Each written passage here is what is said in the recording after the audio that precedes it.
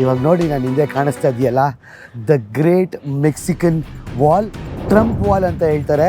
The great wall of China ಆದಮೇಲೆ ಇದೇ ಅತಿ ದೊಡ್ಡ ವಾಲ್ ಅಂತೆ. ಫಸ್ಟ್ ಆಫ್ ಆಲ್ ಏನಕ್ಕೆ ಈ ವಾಲ್ ಕಟ್ಸಿದ್ರು?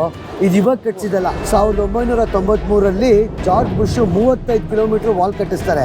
ಆಮೇಲೆ ಡೊನಾಲ್ಡ್ ಟ್ರಂಪ್ ಬಂದಾದ್ಮೇಲೆ, ಅವ್ನ ಎಲೆಕ್ಷನ್ಸ್ ಗೆದ್ದಾದ್ಮೇಲೆ ವಾಲ್ ಕಟ್ಸಕ್ ಶುರು ಮಾಡ್ತಾನೆ. ಇವರು ಕಟ್ಸಿ ಸ್ಯಾನ್ ಡಿಯೇಗೋ ಇಂದ ಟೆಕ್ಸಸ್ ವರೆಗೂ ಕಟ್ಟಿಸ್ತಾನೆ. ಎಷ್ಟು ಉದ್ದ ಇರ್ಬೋದು ಹೇಳಿ? 3153 ಕಿಲೋಮೀಟರ್ ಗಟ್ಟಲೆ ವಾಲ್ ಕಟ್ತಾನೆ. ಸ್ಯಾಟಿಲೈಟ್ ಇಂದಾನು ಕಾಣಿಸುತ್ತಂತೆ ಈ ವಾಲು. ಇದಕ್ಕೆ ಬರೋಬರಿ $25,000 ಮಿಲಿಯನ್ ಖರ್ಚು ಮಾಡಿದಾರಂತೆ ಈ ವಾಲ್ನ ಕಟ್ಸಕ್ಕೆ. ಇಲ್ಲಿಗಲ್ ಇಮಿಗ್ರೆಂಟ್ಸ್ ಹೋಗ್ಬಾರ್ದು ಅಂತ. ಅಂದ್ರೆ ಆಲ್ಮೋಸ್ಟ್ 35 ಕಿಲೋಮೀಟರ್ವರೆಗೂ ಈ ಸಮುದ್ರದಲ್ಲಿ 200 ಮೀಟರ್ ಕೆಳಗಡೆ ಆ ಬಾರ್ಬ್ ವೈರ್ ಹಾಕಿದಾರಂತೆ. ಸೊ ಇಟ್ಸ್ ಇಂಪಾಸಿಬಲ್ ನಮಗೆ ಕ್ರಾಸ್ ಮಾಡಕ್ಕೆ.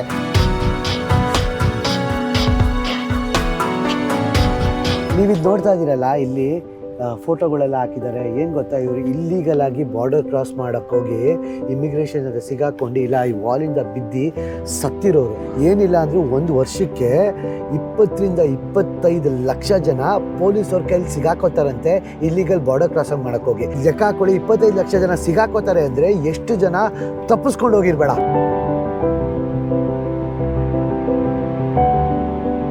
ಇವಾಗ ಏನ್ ಗೊತ್ತಾ, ಒಂದು ಕಾರಲ್ಲಿ ಹೋಗ್ತಾ ಇರ್ತಾರೆ, ಇಬ್ರು ಮಾತ್ರ ಇರ್ತಾರೆ, ಬಟ್ ಒಳಗಡೆ ಎಷ್ಟು ಜನ ಹಾಕೊಂಡು ಹೋಗ್ತಾರೆ ಅಂತ ಹೇಳ್ಬಿಟ್ಟು ಬಾರ್ಡರ್ ಅಲ್ಲಿ ಈಟ್ ಸೆನ್ಸರ್ ಮನುಷ್ಯ ಇದ್ದಾನ ಅಂತ ಕಂಡುಹಿಡಿಯಕ್ಕೆ. ಸೊ ಆ ಟೆಕ್ನಾಲಜಿ ಯೂಸ್ ಮಾಡಿದ್ರೆ ಮಾತ್ರ ಗೊತ್ತಾಗೋದಿಲ್ಲ ಅಂದ್ರೆ ಎಷ್ಟು ಜನ ತುಂಬಿಸ್ಕೊಂಡು ಹೋಗ್ಬಿಡ್ತಾರೆ. ಇಲ್ಲ ಅಂದ್ರೆ ಆಮೇಲೆ ನೀವು ನೋಡ್ತಾ ಇದೀರಲ್ಲ, ಇವೆಲ್ಲ ವೇಶ್ಯಾವಾಟಿಕೆಯಿಂದ ಬಂದಿರೋರು. ಮಕ್ಕಳೆಲ್ಲ ಇರ್ತಾರೆ ಗೊತ್ತಾ ಇವ್ರಿಗೆ, ಮಕ್ಕಳು ಗಂಡ ಫ್ಯಾಮಿಲಿ ಎಲ್ಲ ಇರ್ತಾರೆ, ಎಲ್ಲ ಬಿಟ್ಟು ಬರ್ತಾರೆ US ಅಲ್ಲಿ ಜೀವನ ಕಟ್ಕೊಳಕ್ಕೆ.